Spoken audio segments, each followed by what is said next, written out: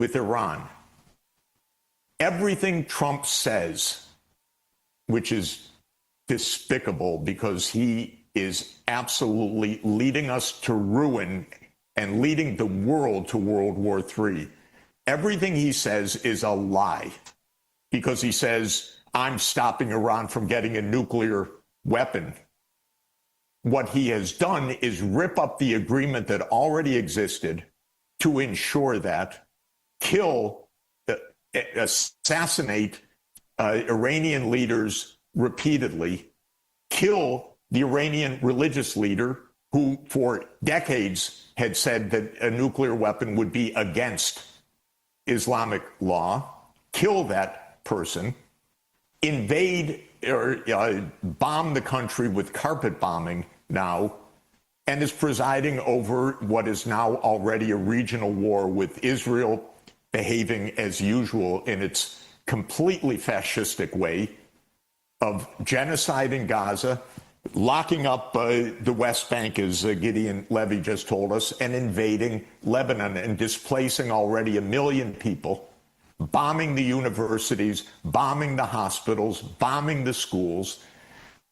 This is so out of control without any logic, any rationality, even not any humane, moral, legal justification whatsoever. We have not seen anything like this since the fascists of World War II. And it is extraordinarily dangerous what's happening. It will lead to world war the way we're going because we have two malignant narcissists, Netanyahu and Trump, that are leading us to disaster. And you listen to Netanyahu's words, he explains this has nothing to do with the UN Charter. He says, we're not waiting, we are initiating. Well, that, Mr. Netanyahu, is against the UN Charter. You're not allowed to initiate war under the UN Charter. You've explained it very clearly. You are making a war of aggression. And you, too, Mr. Trump, you are making a war of aggression, and you're threatening the entire world. It's really as simple as that. Professor Sachs, we have less than a minute. President Trump yesterday suggested skyrocketing fuel costs are a good thing. You're an economist. Trump wrote, the United States is the largest oil producer in the world by far, so when oil prices go up, we make a lot of money. This contradicted what he said at the State of the Union, saying oil prices were lower than under President Biden, and he was very proud of that. 30 seconds, your response.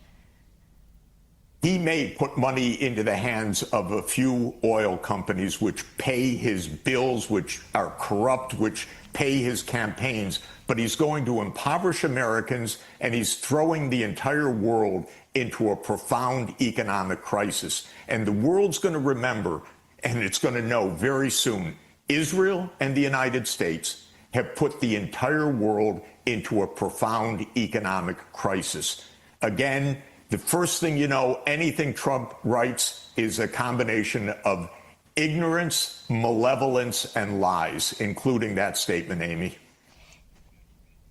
Jeffrey Sachs, we want to thank you so much for being with us. World-renowned economics professor, director of the Center for Sustainable Development at Columbia University, president of the UN Sustainable Development Solutions Network, has served as advisor to 3 UN Secretaries General, now a Sustainable Development Solutions advocate under Secretary General Antonio Guterres. We'll link to your articles at democracynow.org. As we end this show, a very fond farewell to our video fellow, Safwat Nazal.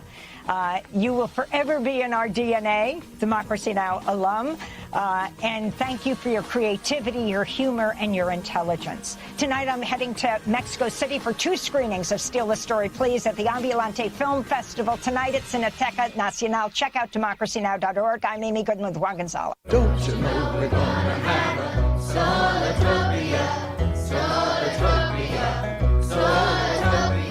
Hey everybody, this is Harvey Sunny Wasserman from the California Solatopia Show. We are back on the air at KPFK 4 a.m. Monday mornings, and at kpfk.org at your leisure. We are talking about making California 100% renewable and shedding, for God's sakes, the Diablo Canyon nuclear plants, which are incredibly vulnerable at this time of war. Please join us 4 a.m. Monday morning, kpfk.org, California, Solartopia. Solartopia, Solartopia, don't you know we're gonna have a Solartopia? You're listening to KPFK 90.7 FM in Los Angeles and on the web at kpfk.org, Pacifica Radio for all of Southern California and beyond.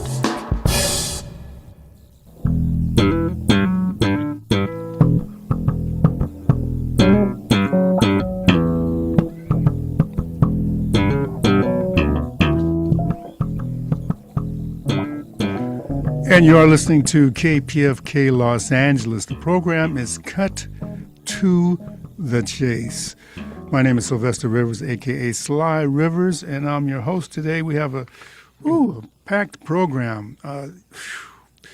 You just heard Democracy Now! Before that, you heard Code Pink. So much is going on. I have a lot of guests, so I don't want to take a lot of time. But we're going to deal with the war as it really, a couple of things.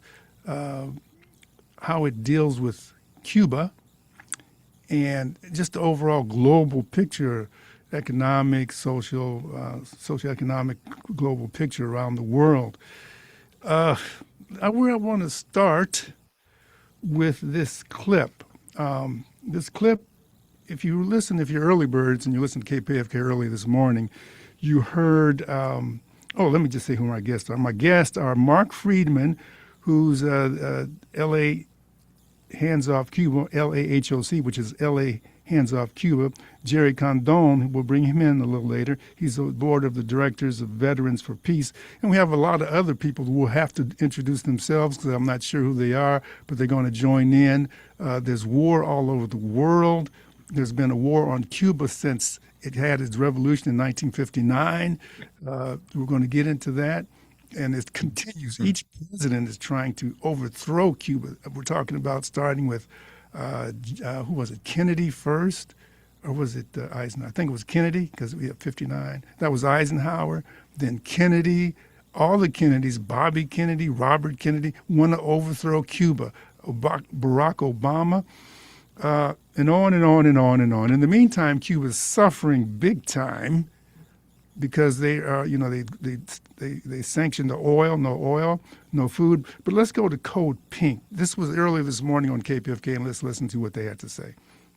All right. So I heard at a congressional hearing on, quote, advancing national security through public diplomacy that Representative Perry attacked the humanitarian flotilla bringing aid to Cuba, accusing groups like Code Pink of working with China. Who is this Senator Perry? What's this all about, Nadia?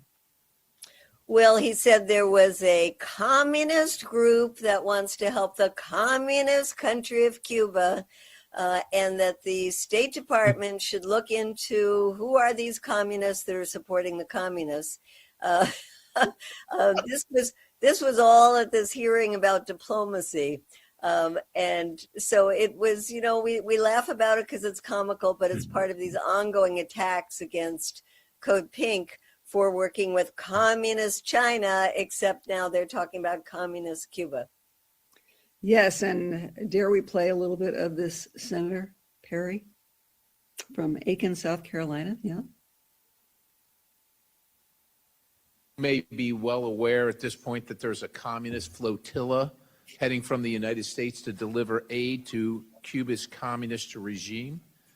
A coalition of anti-American organizations across America is collecting monetary support and material aid to offset the blockade of the island and demonstrate that the people of Cuba are not alone. A non-exhaustive list of this coalition includes Progressive International, the People's Forum, Code Pink, with well-known documented ties to China, the Chinese Communist Party, the Palestinian Youth Movement, and the Sunrise Movement. We have to safeguard the United States from these incursions from China, Russia, Cuba itself, communists in general. So I would hope that the State Department would encourage in writing the appropriate agencies, most notably the Department of Justice, to investigate and take appropriate actions if United States law is being violated. You know, the U.S. government is giving humanitarian aid to Cuba. Okay, that was Code Pink this morning.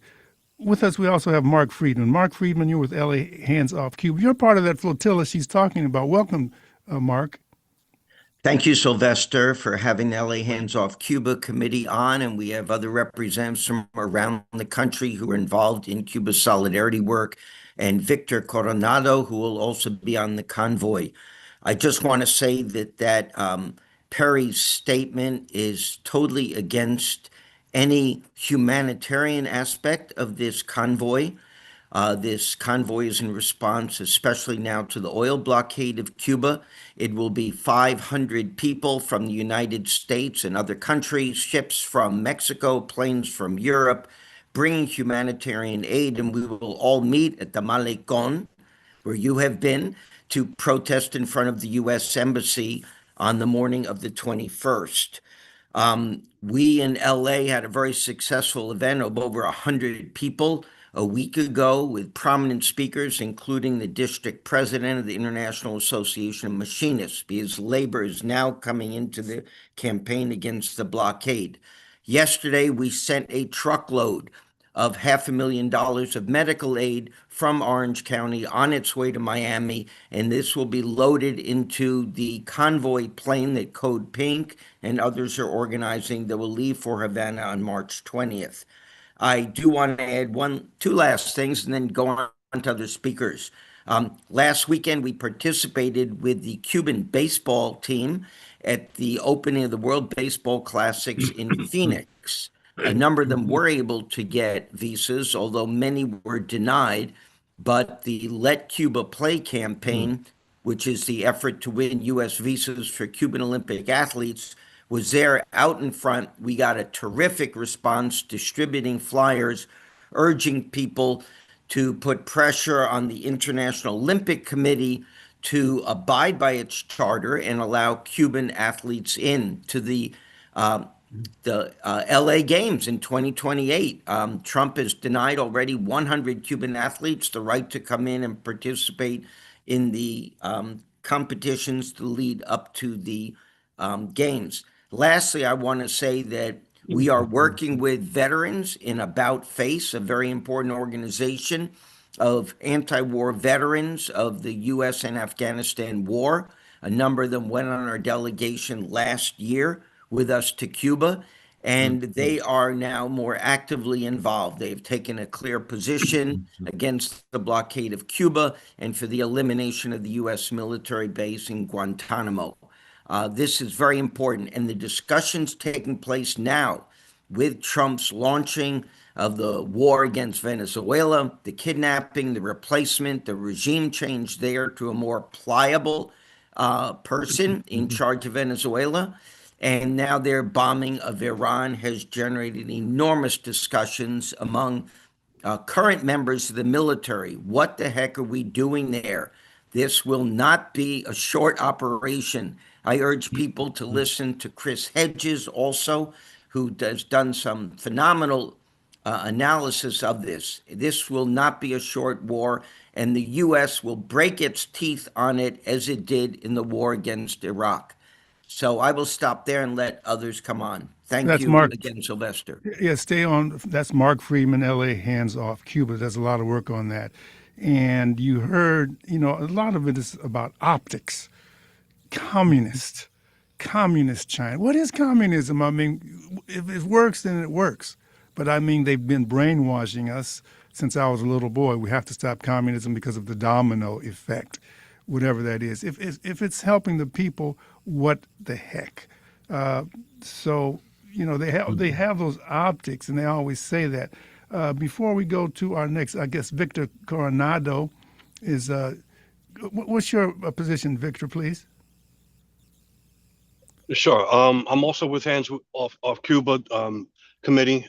Thank you for, and I apologize. I'm in my truck. I'm a worker. I'm a first responder for a natural gas. Why do you apologize? Why are you apologizing? Because you're in your truck. I mean, you don't have to apologize to us. I appreciate that, brother. So on the question of Cuba, what for your audience, it's just very simple. I mean, what is Cuba guilty of? Cuba is guilty of providing food, education, healthcare for its people. Cuba does not bother anybody. It's a sovereign nation.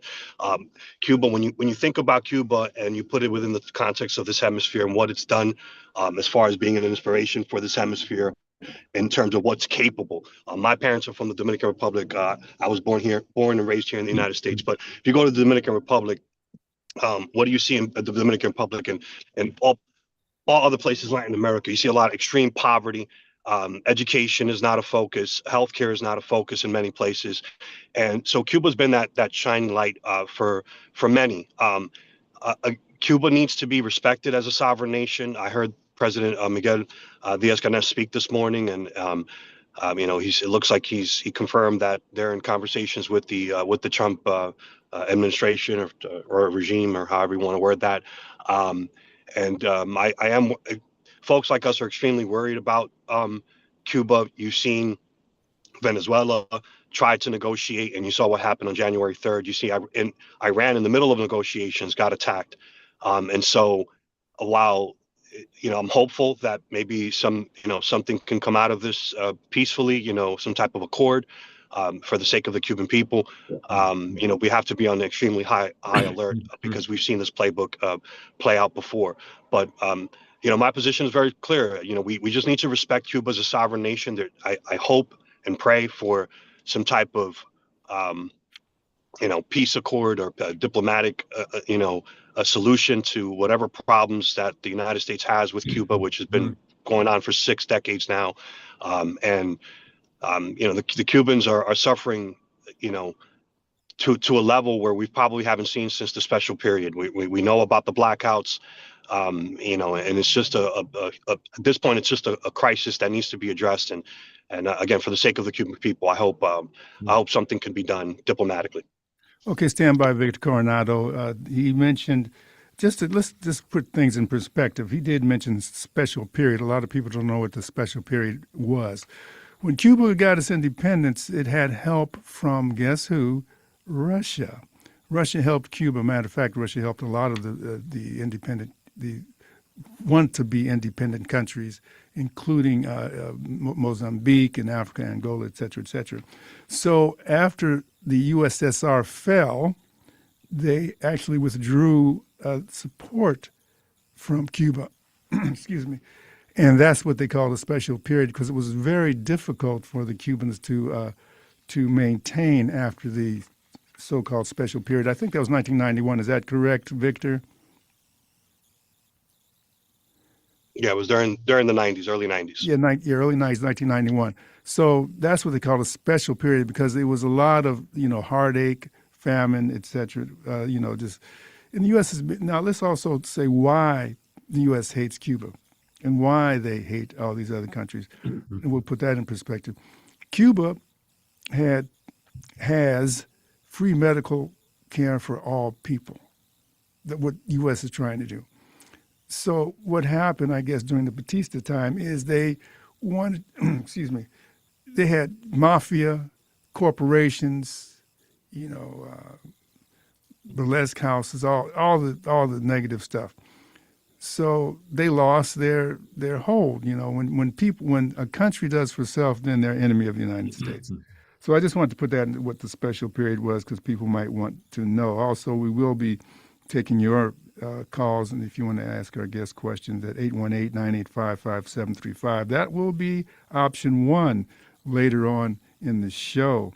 So let's move forward. So let's get that clear. There's always this thing with communism. There's different types of communism. We're going to talk about that as far as, but let's go to the second clip called the current. I call it the current U.S. threat against Cuba. And notice what they say. When it's queued up, go ahead and play it. I'm national correspondent Kayla Gaskins in Washington. The communist government in Cuba is facing a deepening crisis as the Trump administration cuts off one of their main sources of oil, and it's forcing major changes to the country's government and economy. The Cuban government in crisis. Blackouts, food shortages, and a collapsing energy grid. They're down to as they say, fumes. The communist island nation, just 90 miles from Florida, has been pushed to the brink in large part by the United States. It may be a friendly takeover. It may not be a friendly takeover. It wouldn't matter. The Trump administration cut off one of Cuba's main lifelines, Venezuelan oil, sparking a nationwide energy crisis. The president's made it quite clear it's his belief, based on fact, that the Cuban regime is bound to fall. Administration officials never hit the goal. Will you make a public commitment today to rule out U.S. regime change in Cuba? Regime change? Yes. Oh, no, I think we would love to see the regime there change. Secretary of State Marco Rubio, himself a Cuban American, is leading the administration's pressure push on Havana. He's been successful no matter where he's been. He also speaks the language, which is always nice and always helpful. For years, Cuba relied heavily on its close ally, Venezuela, for discounted oil. But when the U.S. removed Venezuelan dictator Nicolas Maduro from power earlier this year, that pipeline of cheap energy dried up, and the dominoes began to fall. Now, signs of unrest are emerging. Students staging protests at a university in Havana. Rare sights for a country ruled by a brutal iron fist for decades. Cuban Americans have long been a loyal voting bloc for President Trump.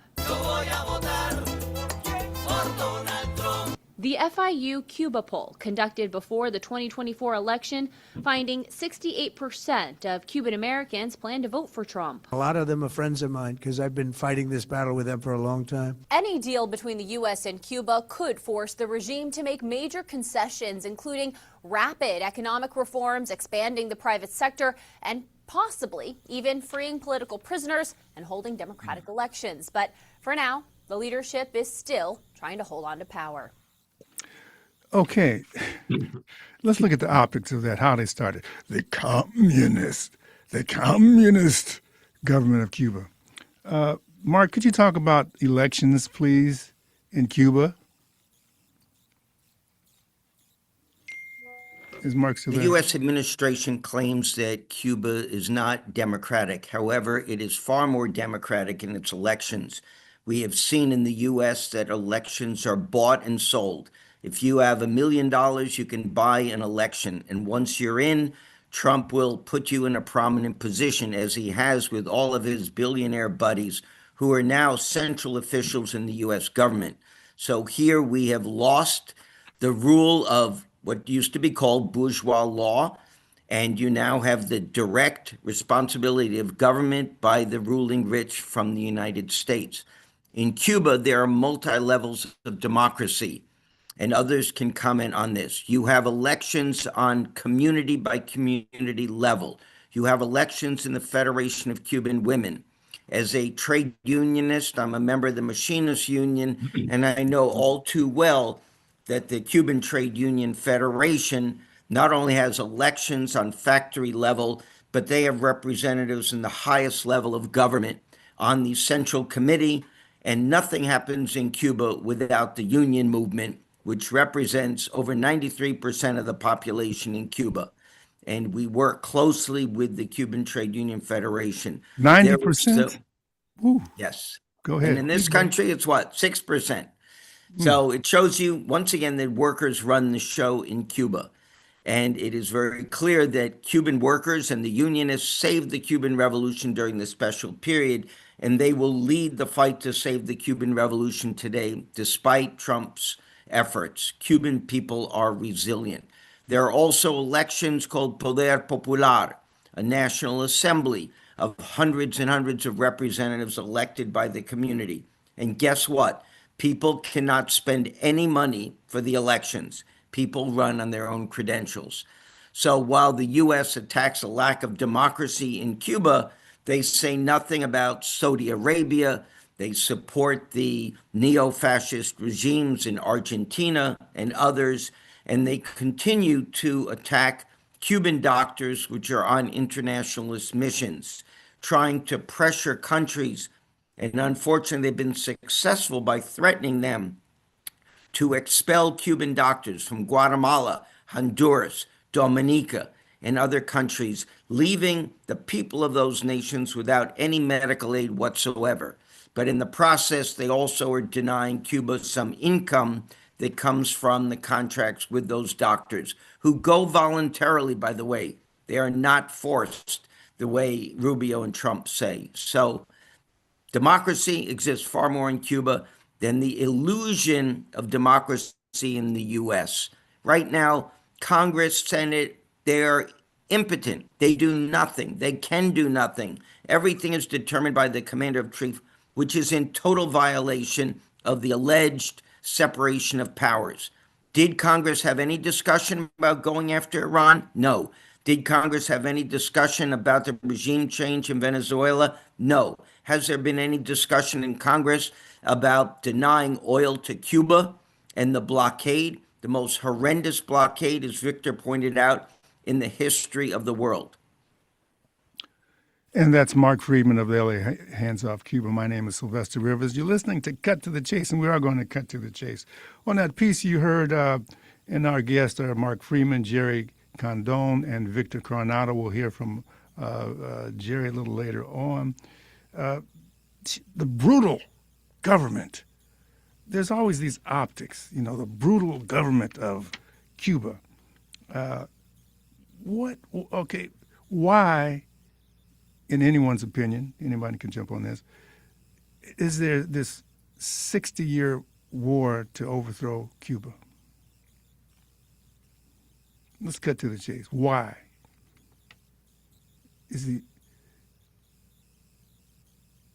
Mark. Well, it represents a different. I'm sorry, Mark. Go ahead. No, go ahead, Victor.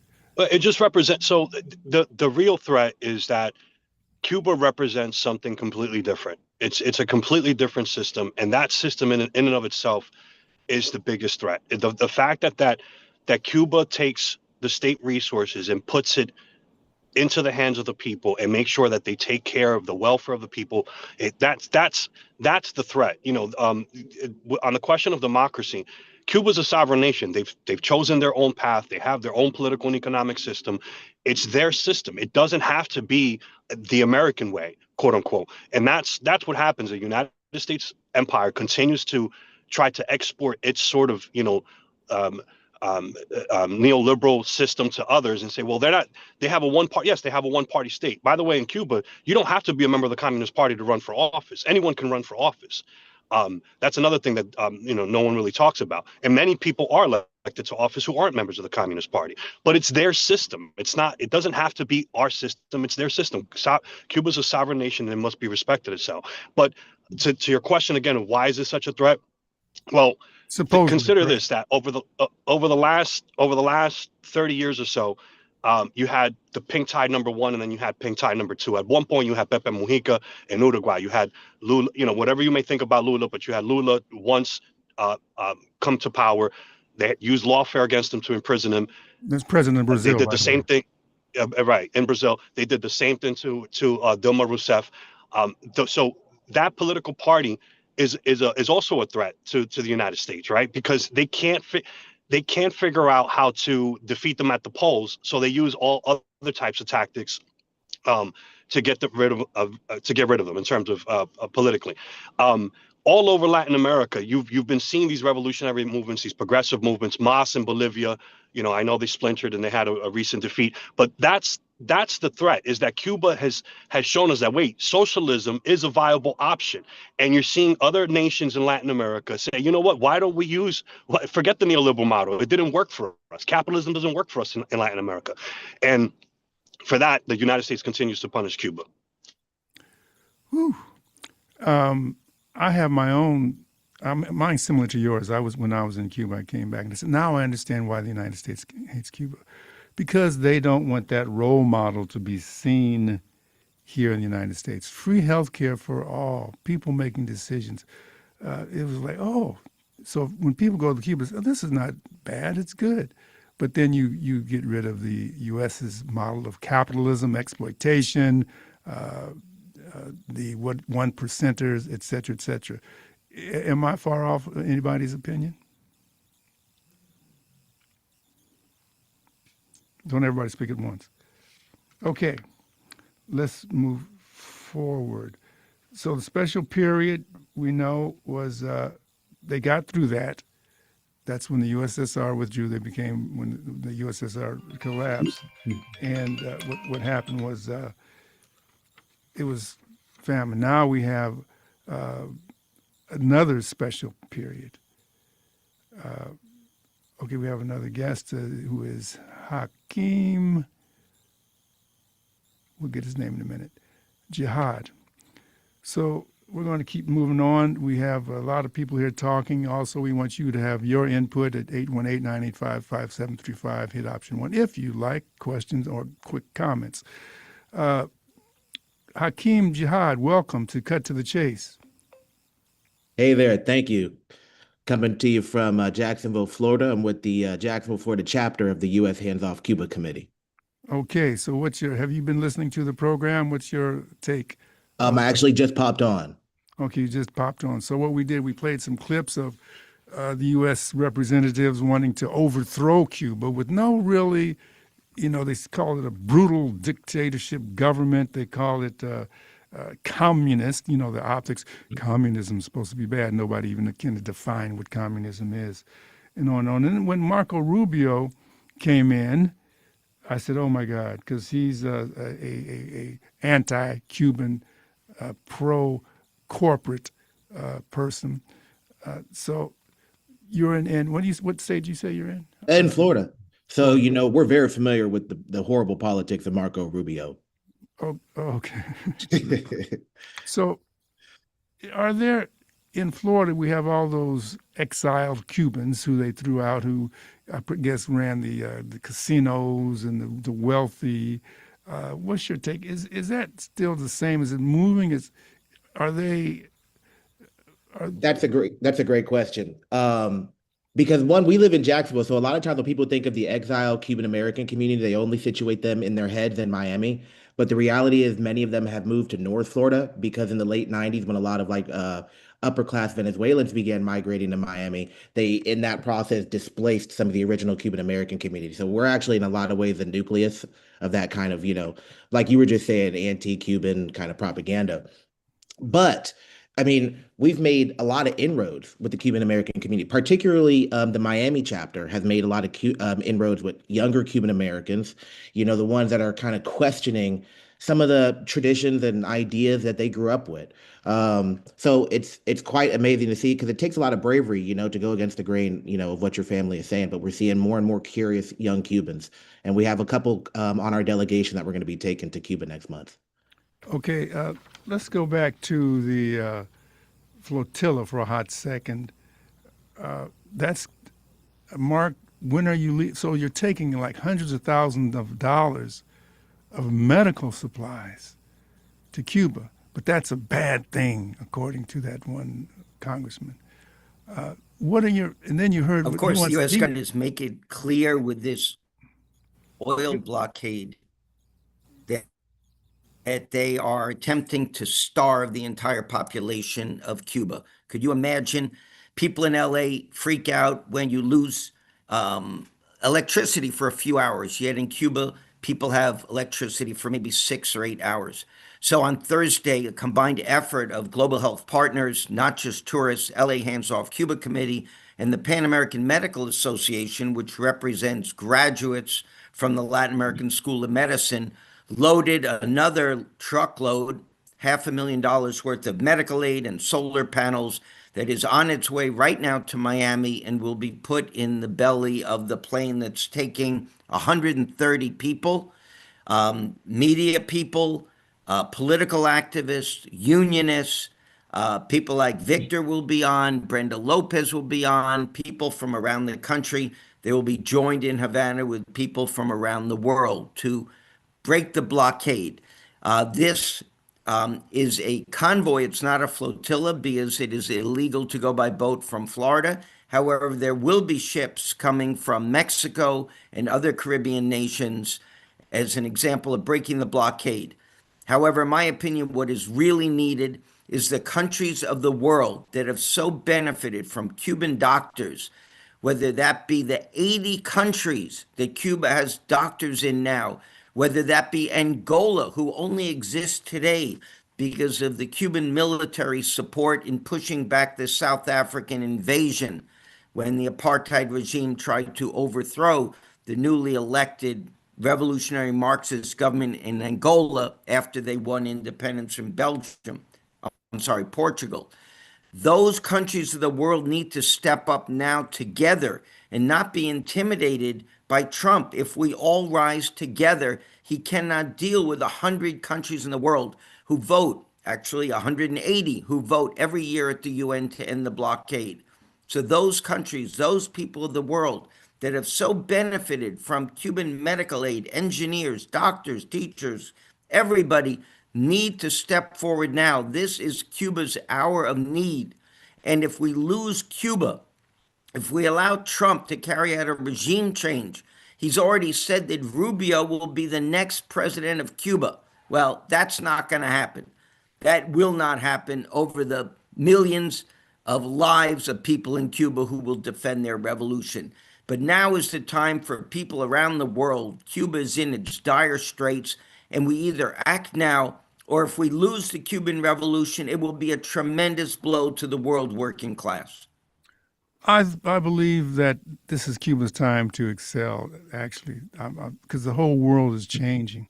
I think Cuba will be free. The United States has an air base, a military base in Cuba, Guantanamo, the best, the deepest, the best port. They have a military base there. They tried to overthrow Cuba in, what was it, 62, the Bay of Pigs. And when I was in Cuba, I had the fortunate opportunity to meet Victor Drake, who actually fought against the U.S., and they beat him back. But I'm going to take a 30-second break by just telling you that this is Cut to the Chase. We have Victor Coronado here. We have Hakeem Jihad here. We have Jerry Condon here. I'm your host, Sylvestor Rivers. We have some people on the line who we will get to. Don't worry, we're going to get to that. So when I was in Cuba, I was fortunate enough to meet Victor Drake. Victor Drake, like I said, he was, this is a conversation with Victor Drake. Let me see, he says, he fought at the Bay of Pigs, and I'm going to just read this to you. April 1961, the United States and the CIA orchestrated the Bay of Pigs invasion, trying to overthrow Cuba. Now, this is a question to Victor. You personally took part in that fighting. Can you tell us about these events? And this is what Victor says. Before the invasion of April 1961, there had been sabotage, acts of terrorism, such as the explosion of the, and I can't even read this, La Cabra boat in March of 1960. In other words, they blew up a boat, which cost the lives of nearly 100 people. So they're trying to do these, I don't know what they're trying. They're killing people, as we see in Gaza and around the world. So it cost 100 people's lives.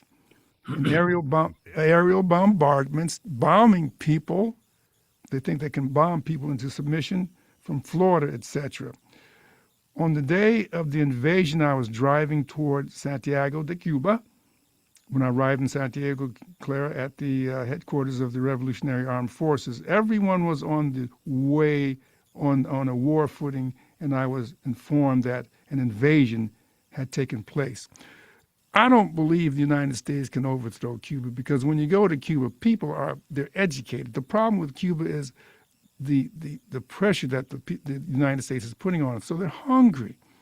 I was disheartened when Mexico decided not to ship them oil and said, well, instead we will give you humanitarian aid. I was quite disheartened about that. But Victor, when I was in Cuba, Victor Drake said something very interesting. He said, because he also went and volunteered, as Mark talked about the war in Africa. He volunteered because Angola was fighting against the apartheid state of South Africa. So Angola put out a call for help. And a lot of Cubans went. They volunteered They weren't, you have to go, they volunteered. Victor Drake was one of those people who volunteered to go to Angola and fight.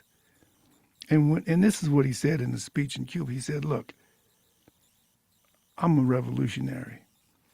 I do it because of the revolution. Y'all you get paid. You're mercenaries. I said, oh my God, this brother's deep. I am a revolutionary. I do it for humanitarian reasons. You get paid. You're mercenaries. So right now we see the United States military, paying their young boys and girls who have no clue what they're getting into. They have no clue what they're getting into, and so they don't care about what the country is doing or what not they're doing. But a lot of them are becoming aware and saying, no, I'm not going to go. Jerry Condon is with Veterans for Peace. A lot of people went to war and realized I've been bamboozled. I've been hoodwinked. I've been lied to. But they're there because they need a better way of life. They've been giving, I think, the youth at one time $10,000 signing bonus. So if you're right out of high school, you don't know what to do, somebody say, I'll give you $10,000 plus you get a job and training. What would you do? But you don't know why you're going there. So, but then when they go, it's a new reality. And so a lot of them come back and say, hey, I was fooled. You heard people on this program talking about that. So Jerry Condon he's on the board of directors of Veterans for Peace. And he realizes, I guess, that, I don't know if you went to war, but it's not what they say it is. I'm not fighting for democracy and peace and freedom. Mm-hmm. Jerry, talk to us. Great to be on your show, Sly, and it's an honor to be with your guests here who are working hard in solidarity with Cuba and the Cuban Revolution. I was actually during the so-called special period back in the early 90s, I was working on the staff of IFCO Pastors for Peace, organizing the U.S.-Cuba Friendship Caravans, which continue to Cuba. A lot of Veterans for Peace members participated in those, and we've long had a position against the U.S. blockade of Cuba. So now we have a situation where U.S. imperialism is on a global rampage. I mean, it's under the Trump-Rubio-Hegseth administration, and that includes kind of doubling down on their efforts to totally dominate this entire hemisphere, to totally dominate Latin America, to overthrow any governments that are even halfway progressive. So on January 3rd, the U.S. attacked Venezuela and killed hundreds of people, kidnapped its president, Nicolas Maduro, and his wife, Celia Flores, who are now sitting in a Brooklyn jail awaiting trial on trumped-up charges. The U.S. is holding a gun at Venezuela's head while stealing Venezuelan oil and Venezuelan gold. I just returned from a peace movement delegation to Venezuela last week that included Black Alliance for Peace, Code Pink, World Beyond War, Veterans for Peace, and others. And I saw the damage that was done by U.S. missiles and bombs, one of which fell very close to a nuclear reactor in Caracas. And if that had hit that reactor, well, the entire Caracas would have had to been evacuated. I mean, it's a very, very dangerous situation. So this illegal aggression was followed up, shortly by the U.S.-Israeli attack on Iran, seeking regime change there, or to totally destroy the Iranian nation. It's not going so well, as Iran is hitting back hard and promises to outlast the U.S. and Israelis' ability to continue the war. So now Trump is talking about Cuba. I think he's thinking after he fails in Iran, he can come back and maybe get an easy win in Cuba. Cuba's been greatly weakened by U.S. sanctions, and now this oil blockade. So everyone who believes in sovereignty of nations, peace and justice must defend Cuba, Venezuela, and Iran from these blatant acts of aggression. So yeah, Veterans for Peace has been reaching out to the military personnel. We put billboards up outside military bases all around the country saying refuse illegal orders. And there's no doubt about it that in order to deploy to an illegal war, and this war in Iran is definitely illegal and is therefore an illegal order. So we're calling on members of the military, our sisters and brothers, children and grandchildren, to listen to their inner voice, not to the military commanders who are telling them Jesus anointed Trump to wage war against Iran and lead us to Armageddon. Veterans for Peace will support soldiers, sailors, Marines who follow their conscience and have the courage to say no to an illegal war of aggression. We're part of a network of legal and counseling organizations, including the GI Rights Hotline, the Military Law Task Force, and the Center on Conscience and War, that will advise service members of their legal rights and their legal options. We can help people apply for conscience objector status. We will help them leave the military, possibly even with an honorable discharge. We will help them if they decide to go AWOL for a while and return later to be discharged from the military. So I want to give out the phone number for the GI Rights Hotline. It's a free 877 number. GI Rights Hotline, 877-447-4487. That's 877-447-4487. And the GI Rights Hotline is also online, girightshotline.org. So I think, military veterans and civilians also have the right and responsibility to resist illegal wars. And, the resistance in the military is always proportional to the resistance in the society at large. So we're encouraging all our members and friends and allies to, be on their phones, be on their keyboards, and in the streets protesting. Veterans for Peace has chapters in 120 cities. We've been joining in multiple protests every week. There's a lot going on right now. Thank God for that. And we're also going to be helping to organize anti-war contingents in the upcoming No Kings Day rallies on March 28th.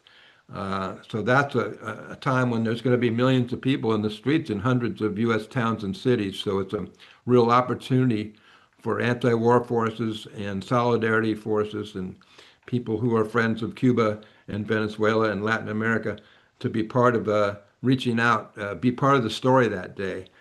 Make sure that our voices are heard in the streets and in the media. So that's what Veterans for Peace is up to. We've been growing. We've actually attracted 800 new members in recent months. A lot of younger veterans are joining Veterans for Peace now, and yeah, we tend to our membership tends to grow when there's wars and the threats of war on the horizon. So here we are. But the situation overall is extremely dangerous, especially the war in Iran right now, which is threatening already really a regional war and could become a deeper regional war, even a global war, even in the worst case scenario, nuclear war. I mean, U.S. and Israel both have nuclear weapons, and they're supposedly trying to stop Iran from getting a nuclear weapon. So Iran is like no threat to the United States whatsoever. So this is not a defensive war in any respect, and it's I guess you could say it is a threat to Israeli domination of the Middle East, and it's a threat to the ongoing Israeli genocide backed by the U.S. in Gaza, which continues. Something we shouldn't forget, even as these other issues and other aggressions rise to the forefront. We have to remember that the genocide against Palestinians in Gaza and increasingly in the West Bank as well is going full force. In fact, under the cover of these war headlines, they tend to escalate the genocide. So yeah, Iran was guilty of supporting the Palestinian people and pressing against the genocide, and that's one of the main reasons that they're under attack right now.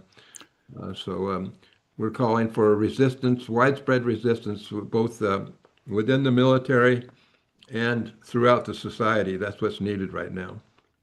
And that's Jerry Condon, Veterans for Peace. He's the board of directors on Veterans for Peace. And I'd like to thank our callers for being patient. We'll get to you after I ask Jerry this last question. 818-985-5735. Hit option 1, and I will get you on. So Erica's waiting. Just hold on a second, Erica. I'll get to you in 1 second. Jerry, so, there's wartime and there's peacetime.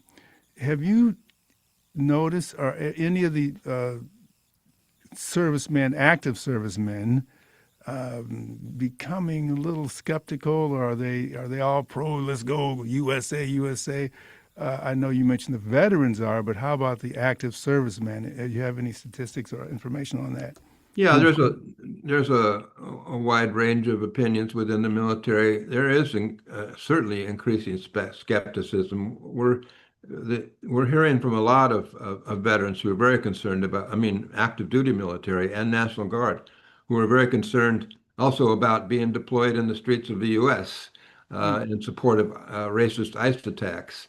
But increasingly also very concerned, both the GIs and their family members are very concerned about, their sons and daughters being sent off to fight in an illegal war of aggression.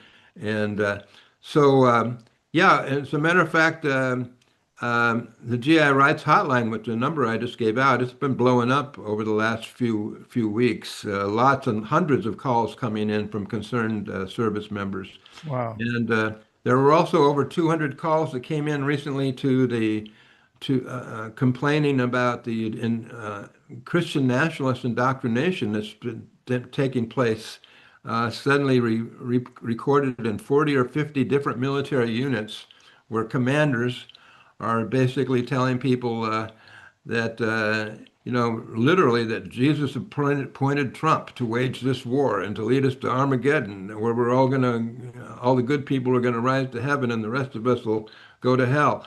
So this is what's going on in the military right now, and a lot of young. Basically they're going along with that scenario, is what you're saying? I guess those are the fundamentalist Zionist Christians.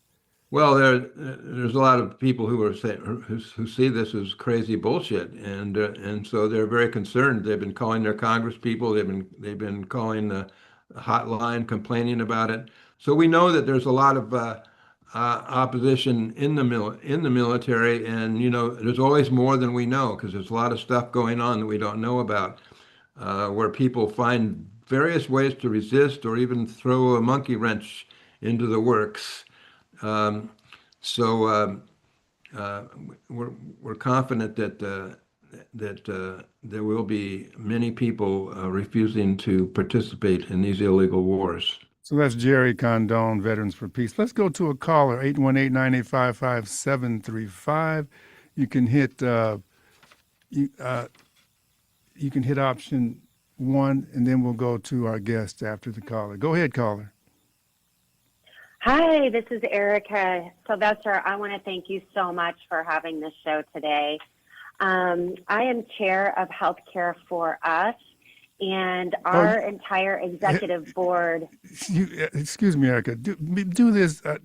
Email me, because I need to talk to you after, or stay on the line, because I need to talk to you, because we want to do something on healthcare. But go ahead. I'm sorry to interrupt. Yeah, no problem. I just wanted to say our entire executive board traveled to Cuba with Mark in April. We are focused on getting single-payer healthcare or free healthcare for all California residents. So we studied, we observed, we asked questions, we were steeped in their medical system. It is incredible, as all of you already know. I could go on and on just about the great maternity care for expectant and new mothers. But really quickly, 2 things. We have on our website some quick actions people can take for Cuba: sending pacemakers, ending the blockade, and defending Cuba's medical brigade. So healthcareforus.org, take action, and it says from our hearts to Cuba. And last thing is, we are having a rally in Sacramento on March 20th to pass the California Nurses CalCare bill, A lot of it modeled after some of the great things that Cuba does. And we will have Hands Off Cuba Sacramento chapter at our rally. So just wanted to let people know about that. You can go to our website to learn more. And our hearts are with Cuba. Thank you, Erica. Before we go to Mark, because I think you have something to say, I am confident that all these wars around the world are going to create substantive change. And we see it happening in Africa. Ibrahim Traore, the same day that they kidnapped Maduro in Venezuela, was trying to get murdered. So what's going on in Africa? Let me just say this real quick. So Trump said, okay, no more oil to Cuba. We're trying to get off oil. So I'd like to see solar panels and all these other items. If you have solar panels, then you can't be threatened, right? So we have this convoy of medical equipment. Next will be a convoy of solar panels. So they have energy. What are you going to do then? So Burkina Faso, actually, they nationalized their gold. They right now, Burkina Faso has launched a $64 billion national development plan for 2026 to 2030 to reshape its economy and foster inclusive growth. That's what we have to look at, I think, as we move forward, not to be dependent and threatened, but to say, okay, let's look at alternative ways. So if you are self-sufficient, which the three so-called Sahel states are, they said, okay, we're throwing out I'm sorry, not the British, you know about those. We're throwing out the French, we're throwing out the U.S., and we are starting to produce our own food, become food self-sufficient. Not only that, Burkina Faso, they designed and they are manufacturing their own electric cars. So we have to see, I'm hoping the progressive or radical southern South American countries will come together and say, okay, we need to stop depending on you. The dependency is killing us. That's why Mexico, I believe, said, okay, we're threatening. They just jumped up real quick because they haven't gotten to their head. But as a collective, as Mark mentioned at first, when you have that fist, you're more powerful. Mark, did you have something to say? But Burkina Faso is on the move. They are a threat, of course, because they are self-sufficient. The government will implement program-based budgeting, enhance state coordination, and encourage community involvement alongside innovative financing like citizen shareholding. Oh, that might be communism. Is that communism? Oh, my God. Anyway, Mark, did you have something? Do we have anybody? Let me see. Very Go quickly. Cuba You don't is have to be quick. We got 8 minutes. Go ahead. Keep Cuba. going. Cuba is solarizing as rapidly as possible, probably faster than any country in the world, with massive solar farms. China is helping out on this. People in the U.S. are sending solar panels. When Victor and I go to Cuba next week, we are bringing handheld solar chargers for phones and computers. I wanted to say, regard to your excellent comments about Victor Dreke, is that our last delegation met with veterans from Ethiopia and Angola, and it was such a shock for members of our delegation from About Face, the anti-war veterans group, to see veterans who carried out a progressive action versus what they as veterans were doing in the U.S. and in Afghanistan. And we will have About Face members on our delegation this year. I encourage any veterans listening to join that organization. Lastly, can I ask Hakeem Sylvestor to talk for a minute about the Let Cuba Play campaign that he is a national leader of? Quit reading my mind. I was about to go to Hakeem. Go ahead, Hakeem Shahed. Word. Thank you. Yeah. So, sports are allegedly supposed to be non-political, right? And right now, the pre-Olympic trials are happening in Puerto Rico. But unfortunately, Cuban athletes are being denied these visas for, completely bogus reasons. Even young children's sports teams are being labeled terrorists. I mean, just absolutely, completely false. So what we're doing is we are going to, we've already launched a campaign that's putting pressure on the International Olympic Committee which will in turn put pressure on Rubio and Trump in order to pressure them into permitting these visas. Um, so that we have working groups from LA to Mexico City to Jacksonville that are working on this campaign right now. You can go to letcubaplay.com. It's a great website we have where you can learn about the updates that we have, but also plug in because we do need volunteers to help us, on our social media aspect and just different digital things as well. But like I was just saying, if you happen to live in any of those three cities I mentioned, also to plug into those committees and you'd be able to get directly involved on the ground as well. But yeah, we're very busy with that. I will say that Cuba is not in the same position that they were when we launched this campaign, of course, because we launched this campaign in October. Since then, there's been a whole new wave of economic attacks by Trump and Rubio, as we all know, targeting their ability to acquire oil, and it's led to this new energy crisis. So right now, we're focusing on direct material aid, providing some short-term relief. Which is what Mark was talking about with the convoy. You heard about the solar generators. There's actually a whole nother material aid caravan that's coming from the northern part of the United States, where it'll eventually head down to Miami, where the contents will be transferred to a charter flight and flown to Havana. Jacksonville will be one of those stops, so we're busy collecting material aid for that.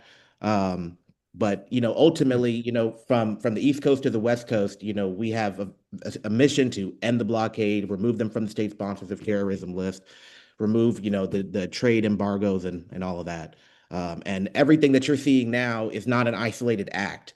This energy crisis is not the first, attack on Cuba. The attempted armed invasion, by 10 armed boatmen that came from Miami is not the first time that has happened. And whether those boatmen were directly sent by the State Department is truly irrelevant because we have fostered a culture, especially in Florida, that dehumanizes the Cubans on the island, that dismisses everything that they have contributed. And like Mark was saying, Cuba has been there for the world, for the entire world. And so now we ask that the world be there for Cuba. I didn't even get into Cuba's, like you said, they've been there for the world. They've helped the Black liberation struggle out since their Revolution 59. So we're running out of time, so let's go down the line with last comments. Victor Coronado, you still in your work truck, man, or did you get to work yet? No, I'm at work. I'm in my truck. All right, go ahead. Wrap Absolutely. it up and give us some. Absolutely. Give us some. Yeah. Give us some good, positive information because Cuba's going to live. Go ahead. Sure. We need solidarity more than ever. I think one of the biggest problems of I like to term it the so-called left here in the United States is sectarianism, something Mark and I constantly talk about. That's a major problem. A lot of us here who consider ourselves progressives, revolutionaries, we want to pump our chests and talk about we have the correct political ideological line and we don't want to work with this organization because of some beef that happened 20 years ago or some differences in political tendencies. That really needs to stop right now because it's not just Cuba that's under attack. It's all of Latin America. The Trump administration continues to invoke, the Monroe Doctrine. There's the corollary to the Monroe Doctrine, the Donroe Doctrine. And essentially what they're trying to do is that, again, given the context, understanding that we've had Pink Tide 1.1 or 1.0, Pink Tide 2.0, they're really trying to subjugate all of Latin America and send us back 200 years. They really want to take over all of Latin America and create vassal states all over Latin America that are client states to the empire. And the number one obstacle to us making a change where we can have the rule of international law prevail over might versus right, might makes right is sectarianism. And so my for whoever's listening, we really need to start getting our stuff together here in the United States. For us in the Imperial Core, we really need to start collaborating with one another and really talk about how we're going to change things and create a movement that will stop these aggressions. That will Here. Yeah. Here, So here, I'll here. leave it there. We got like 30 seconds. Anyone who want to do the last 30 seconds? Well, I agree with Victor. This is a really extremely dangerous moment. It's a critical moment in the history of the United States and the history of the world. It's really important that people in North America stand with the people of Cuba, the people of Venezuela, the people of Iran, and all the people who are being targeted right now by a super aggressive U.S. imperialism and militarism. And so 10 seconds. That's what Veterans for Peace is about. Go to veteransforpeace.org if you want to check us out. Thank you so much, my guest. Hopefully, this program brought light on the situation, the ongoing war against Cuba. My name is Sylvestor Rivers. I'm here every Friday at 8 a.m. We cut to the chase. We don't have no fluff up off in here. Stay tuned for Tom Hartman coming up shortly. And thank you, my guest. Thank all of you so much. I appreciate it. Thank you, Sly. Solidarity, brothers. Support comes from the Alex Theater, presenting the Ravi Shankar Ensemble on March 31st at 8 p.m.